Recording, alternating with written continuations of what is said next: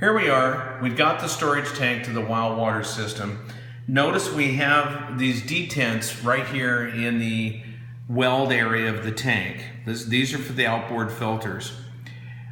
Here, we're going to show the proper installation of the O-rings. These two O-rings ride on top of each other in the center of the tank. These are called product water O-rings. This is called the squeeze water O-ring. You want to make sure this has got enough Dow 111 grease to it so that it sticks and remains in the bottom of the manifold. You want to position the manifold opposite both of these detents here. Bring the manifold directly on top, lining up the wings, pushing down on it, rotating, and there's a little detent here and you're going to take it past it to where it locks into place. There it is. That's the proper assembly of manifold to the tank.